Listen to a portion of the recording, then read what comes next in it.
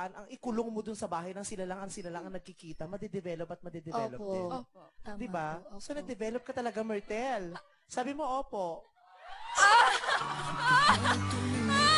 Umopo, di ba umopo siya? Sumang-ayon ka sa sinabi. Oy, si Ives Hopia! Ay! Na siya yan! Pero ang gwapo ni Ives din, ano? Matangkad pa! So, na-develop ka na sa kanya eventually.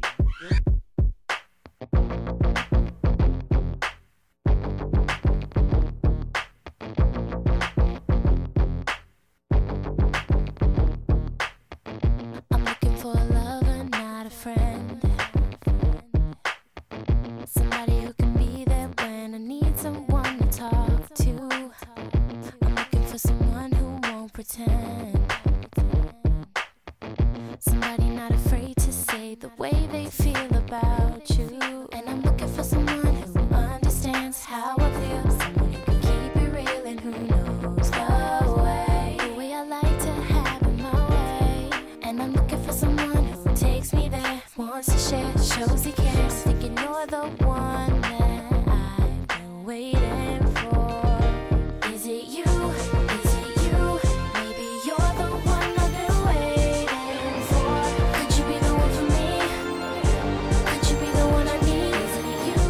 Is it you? Maybe you're the one I've been waiting for. Could you be the one for me? Could you be the one I need? I'm looking for someone to share my pain. Someone who I can run to, who will stay with me when it rains. Someone who I can cry with through the night. Someone who I can trust, whose heart is right. And I'm looking for someone, looking for Pero hindi mo someone. masyikit. Pero kay Ives, may feelings, nag-holding hands kayo sa ilalim ng toe pillow, no? Tulong. Bakit si Roy hindi mo hinolding hands? Oh. Bakit hindi mo hino-holding hands si Roy? Bakit si Ives lang? Eh, friend mo rin naman si Roy. Roar. Wala mo. Sabi. Oh. Feeling ko, bet ka rin niya, nahihiya lang tayo siya talaga siya sabihin.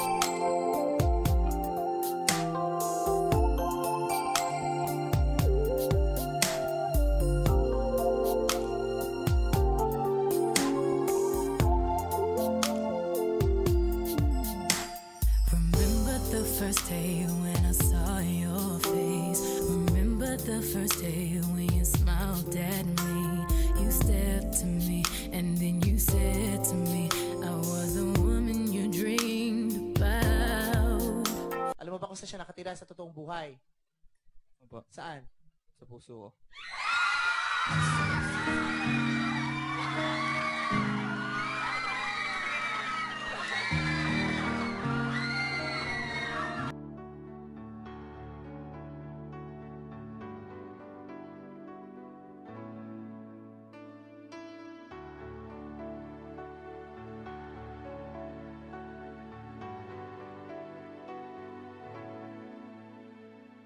Nobody pays much attention.